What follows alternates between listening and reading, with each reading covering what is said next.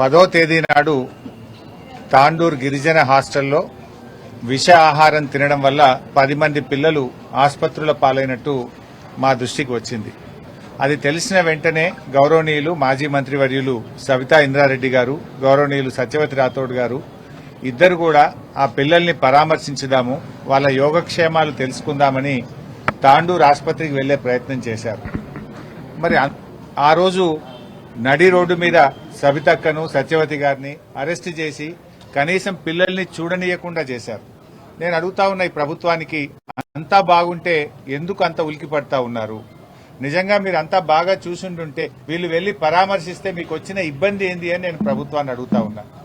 అంటే ప్రభుత్వం ఎట్లా కనబడుతుందంటే ఈ పిల్లలు ఆసుపత్రుల్లో ఉంటే ప్రభుత్వ వైఫల్యం బయటకు వస్తుందని, వాళ్ళ చేతగాంతనము వాళ్ళ తప్పిదాలు బయటకు వస్తాయని చెప్పి ఆసుపత్రుల్లో ఉండాల్సిన పిల్లల్ని తీసుకుపోయి హాస్టల్లోనే ట్రీట్మెంట్ ఇచ్చారు. హాస్టల్లో ఆ ఫెసిలిటీస్ ఉంటాయా? జిల్లా ఆసుపత్రిలో ఒక ఐసీయూ ఉంటుంది, ఎమర్జెన్సీ విభాగం ఉంటుంది, స్పెషలైజ్డ్ డాక్టర్స్ ఉంటారు. కానీ ఆసుపత్రుల్లో పిల్లలుంటే ప్రభుత్వానికి చెడ్డ పేరుస్తుందని తమ తప్పిదాలను కప్పిపుచ్చడానికి పిల్లల్ని తీసుకుపోయి హాస్టల్లో పెట్టి ట్రీట్మెంట్ ఇచ్చింది. అదేమైంది? అది కాస్త సీరియస్ అయిపోయి పరిస్థితి చేయి దాటిన తర్వాత ఇప్పుడు నిమ్స్ ఆసుపత్రికి తీసుకొచ్చారు. అంటే is it not the negligence? నిజంగా మీరు ముందే వాళ్ళను జాగ్రత్తగా పెద్ద ఆసుపత్రికి తీసుకొచ్చి ఉంటే ఈ సమస్య వస్తుందా? లాస్ట్ టైం వాంకిడి, ఆదిలాబాద్ జిల్లా వాంకిడిలో కూడా ఇలాంటి సంఘటన జరిగితే ముందు వాంకిడి ఆసుపత్రికి తీసుకుపోయి, తర్వాత ఆసిఫాబాద్ ఆసుపత్రికి తీసుకుపోయి, ఆడికెళ్ళి మంచిర్యాల దవాఖాన తీసుకుపోయి చేతులు దాటినాక నిమ్స్ ఆసుపత్రికి తీసుకొస్తే పాప ముక్కు పచ్చలారని బిడ్డ శైలజ నిమ్స్ ఆసుపత్రిలో చావుతో పోరాడి పోరాడి చివరికి మరణించింది. దాని నిర్లక్ష్యం ఎవరిది? మీది కదా. 5 రోజులు 5 ఆసుపత్రులు తిప్పి ఆలస్యంగా ఆసుపత్రికి తేవడం వల్ల శైలజ అనే బిడ్డ పాపం మరణం పాలైంది. ఇవాళ కూడా 10వ తారీఖు అయింది, ఇవాళకి 5 రోజులు. 5 రోజులు ఏం చేసింది మీరు? 5 రోజుల నుంచి ఆ పిల్లల్ని ఆసుపత్రికి తీసుకురాకుండా మీ తప్పిదాలను కప్పిపుచ్చుకోవడానికి, దాచిపెట్టడానికి వాళ్ళను హాస్టల్లోనే ట్రీట్మెంట్ ఇచ్చే ప్రయత్నం చేసి ఇవాళ సీరియస్ అయిన తర్వాత పాపం లీలావతిని తీసుకొచ్చి ఇవాళ నిమ్స్ హాస్పిటల్లో జాయిన్ చేశారు. పాపం ఆ మౌనంగా మంచం మీద ఉన్న లీలావతిని చూస్తే మా మనసు కలిసివేసింది, కళ్ళల్లో నీళ్లు వస్తా ఉన్నాయి. ఇవాళ ఆడుతూ పాడుతూ చక్కగా చదువుకోవాల్సినటువంటి పిల్లల్ని ఇవాళ ఆసుపత్రుల పాలు చేస్తున్న రేవంత్ రెడ్డి ప్రభుత్వం. 49 మంది పిల్లలను పొట్టన పెట్టుకున్నది ఇవాళ ఈ కాంగ్రెస్ ప్రభుత్వం. 49 మంది చావుల కారణం రేవంత్ రెడ్డి గారి ప్రభుత్వం యొక్క నిర్లక్ష్యం తప్ప ఇంకోటి లేదు. మాట్లాడితే ఈయనను సస్పెండ్ చేస్తా, ఆయనను సస్పెండ్ చేస్తా అని రేవంత్ రెడ్డి గారు మాట్లాడుతున్నారు. సస్పెండ్ చేయాల్సింది నిన్ను. ఎందుకంటే మెస్ బిల్లులు ఇవ్వకపోవడం వల్ల, సకాలంలో వాళ్ళకి రావాల్సిన బకాయిలు చెల్లించకపోవడం వల్ల నాణ్యత లోపించింది. తప్పు నీ దగ్గర పెట్టుకొని నువ్వు వార్డెన్ల మీదనో లేకపోతే ఆ గురుకుల ప్రిన్సిపాల్ల మీద వాళ్ళని బెదిరిస్తే ఏమొస్తుంది? ఇప్పుడు 6 నెలల బిల్లులు పెండింగ్ పెట్టినావు, 5 నెలల బిల్లులు పెండింగ్ పెట్టినావు. నిన్న మేము గట్టిగా హాస్టల్లకు పోయి మేము తిడితే నిన్న కొన్ని బిల్లులు ఇచ్చిండ్రు. ఎప్పుడు? నిన్న. మేము మొన్న మా సవితక్క పోతే నేను హాస్టల్లో పొన్న పోయి బీఆర్ఎస్ గొంతు విప్పితే నిన్న కొన్ని బిల్లులు ఇచ్చిండ్రు. ఇప్పటికీ కూడా చాలా చోట్ల ఇంకా కూడా పెండింగ్ లో బిల్స్ ఉన్నాయి. ఇవాళ పిల్లలకు షూస్ ఇయ్యలే, ప్లేట్ ఇయ్యలే, గ్లాస్ ఇయ్యలే, చెంచాలు ఇయ్యలే, కనీసం అన్నం సరిగా పెట్టలేవు, మెనూ సరిగా ఫాలో కానటువంటి పరిస్థితి ఉంది.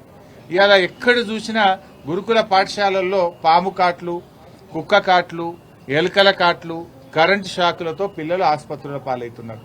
విషాహారంతో ఆసుపత్రుల పాలవుతున్నారు.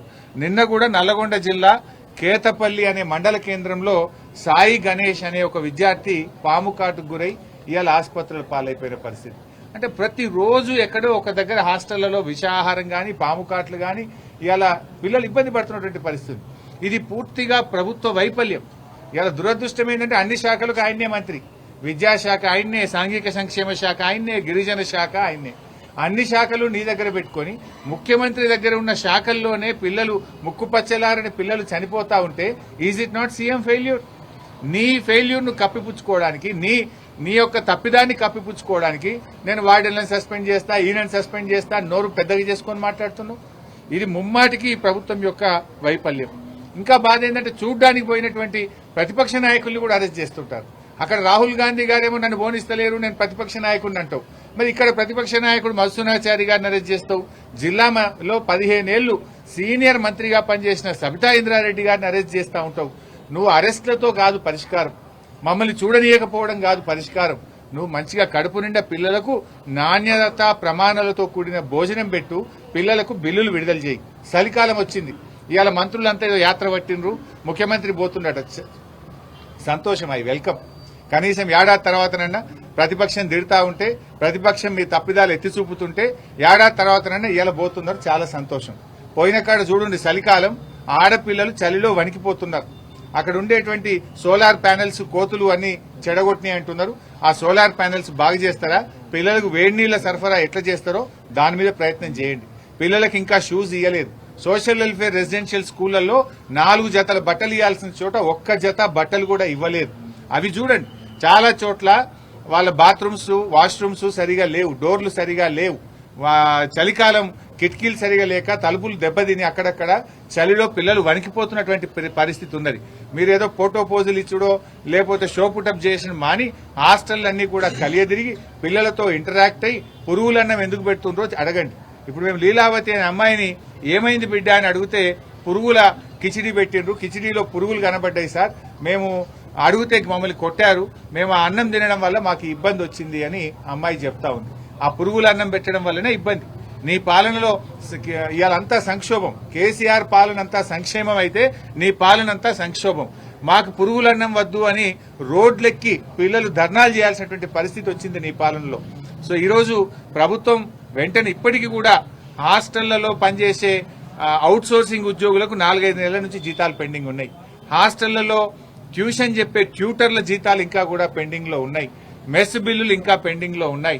వాటన్నిటిని కూడా విడుదల చేసి, నువ్వు గ్రీన్ ఛానల్లో పెట్టినా అని మాటలు చెప్తున్నావు. గ్రీన్ ఛానల్ మాటలకే పరిమితమైంది తప్ప గ్రీన్ ఛానల్లో నిధులు విడుదల కావడం లేదు. మొన్న సిద్దిపేటలో నేను సోషల్ వెల్ఫేర్ రెసిడెన్షియల్ హాస్టల్ కి వెళ్తే 6 నెలల నుంచి బిల్లులు పెండింగ్ లో ఉన్నాయని హాస్టల్ వార్డెన్ చెప్పారు. అంటే మరి గ్రీన్ ఛానల్ ఏమైనట్టు? గ్రీన్ ఛానల్ ఉంటే 6 నెలలు హాస్టల్ బిల్లులు పెండింగ్ లో ఉంటాయా? అంటే నీ ప్రభుత్వం మాటలకు ఎక్కువ చేతలకు తక్కువ అన్నట్టుగా తయారైంది. నువ్వు ఢిల్లీ పెద్దల మీద ఉన్న ప్రేమ మన హాస్టళ్లలో ఉండే పిల్లల మీద నీకు లేదు. ఢిల్లీ పెద్దలను ప్రసన్నం చేసుకోవడానికి ఢిల్లీ చక్కర్లు ఎక్కువ కొడుతున్నావు తప్ప గురుకులాల్లో చదివే పిల్లల గురించి పట్టించుకునే సోయి నీ ప్రభుత్వానికి లేకపోయింది. ఈ రోజు ఆ భగవంతుని కూడా మేము ప్రార్థిస్తా ఉన్నాం, లీలావతి తొందరగా కోలుకోవాలని, తిరిగి చక్కగా అమ్మాయి చదువుకోవాలని, పైకి రావాలని ఆ భగవంతుని ప్రార్థిస్తా ఉన్నాం. ప్రభుత్వం ఇప్పటికైనా ఈ కప్పిపుచ్చడాలు మానుకొని ఎక్కడన్నా ఏదైనా సంఘటన జరిగితే ఆ పిల్లల్ని మంచి ఆసుపత్రికి తీసుకొచ్చి మంచి వైద్యం ఇప్పించే ప్రయత్నం చేయాలి. ఇప్పుడు తాండూరులో కూడా ఇంకా 9 మంది పిల్లలు హాస్పిటల్లో ఉన్నారని తెలిసింది. ఒకవేళ వాళ్ళు బాగుంటే చాలా సంతోషం. ఏదైనా ఇబ్బంది ఉంటే వాళ్ళని కూడా నిమ్స్కి తెచ్చి మంచి వైద్యాన్ని అందించాలని ప్రభుత్వాన్ని కోరుతున్నాం.